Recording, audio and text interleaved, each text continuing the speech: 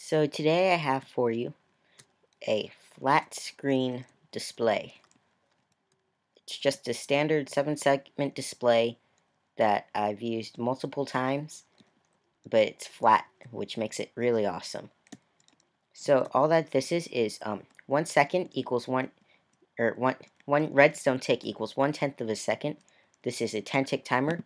Every 1 second adds 1 to the score of display 1 number. When display 1 number gets to 10, it sets display 1 number to 0, and it sets display 2, and it adds 1 to the number that display 2 shows. When the number that display 2 shows is a minimum of 6, it sets display number 2 to 0, and it sets display 3, and it adds 1 to display 3 number. Just keeps doing that down the line until it gets to the end, where it's 13, because when it reaches 12 and it changes it to 1. So this one actually changes it to 1 instead of 0. And it's 13 because it's 12 instead of 6 or 10 like the others. But this is a 24-hour clock, not a 12-hour clock, because it has the AM and PM. And in 3, 2, 1, the AM and PM changes. So the way that works is each time this happens, it sets a block there to a redstone block. Now that's pretty much just right above this block. So after 1 tick, this sets it back to air. And this circuit should seem familiar if you've seen my other videos.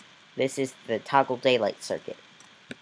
This, though, it just changes the 2 blocks here and here to either P by making them coal, or A by making them marble.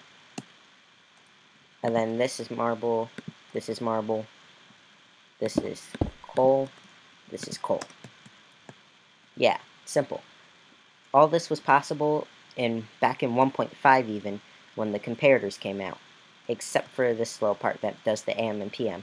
But I'm sure you could have just hooked up like glowstone lamps right there to do that, so it's probably possible too. But the cool thing is that it's a flat display. Now this was impossible. The smallest display I've ever made before this had been quite big actually. It was a comparator, glowstone right there, then a repeater, glowstone, and then redstone. So it was pretty much that in a figure 8 pattern with the redstone lamp right there, and of course like next to it and stuff. And that is actually 5 blocks long. So your display, I was so proud when I had finally made a 5-block thick display. Well, guess what? Now I have a 1-block thick display, so screw that. So, in real life though, or well, within real applications of this, since it's a video game, you would have a second layer here of just like coal or whatever your block is, because you don't really want to see a mirror image of your stuff on the other side. Or I guess you could have another display, except for mirrored. Does that make sense? Well, you would pretty much have it so that you see the same thing from this side as you see from this side by making another one. But the way this all works is this gold part right here, this detects which number. This detects for display 1 being number 1 exactly, and it just turned on. This pretty much changes segment 1 off, segment 2 on, segment 3 on, segment 4 off, segment 5 off, segment 6 off, segment 7 off. And then number 2 pretty much does the same thing, except for with whatever segments it takes for 2 to be on or off. Same with 3 and 4, 5, 6, 7, 8, 9, 0. Then this part just tests over here, the lapis part, test for anyone whose score of display 1 segment 1 is on. If it is on, it sets the block to quartz. If it is off, the torch turns on, and it sets it to coal. And this is nothing fancy. This is just a circuit, like an array of those doing that. Now, the thing is, that would only make it in an 8 pattern, like this.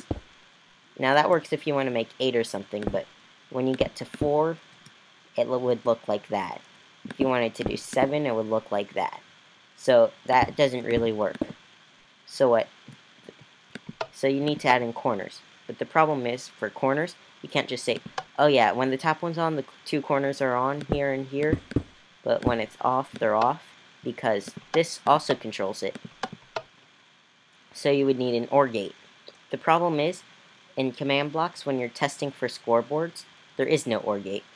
So what I did is I'm testing for anyone whose score of display 1 segment 1, which is the top one, and display 2 segment 2, or display 1 segment 2, which is this one. I'm testing for those both being off. Now, only when both of those are off, you can see that this corner actually turns off. Otherwise, it's on. So pretty much, this is just the opposite. When both of them are off, it turns it off. But if any of them are on, it'll turn them on, because that would make this false. So right now it's on, even though the command block is testing for false. Kind of complicated, but it makes sense in a way. So this part at the top, this is the 5th display. It's the one that goes up to 12.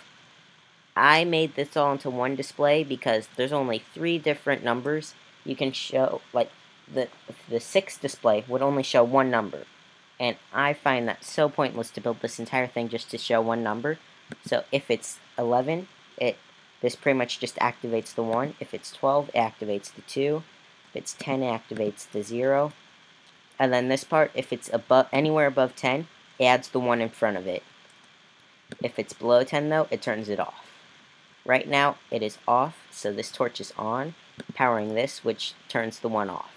That's why it's only 1 o'clock instead of 11 o'clock. So yeah, thanks for watching. So see you later.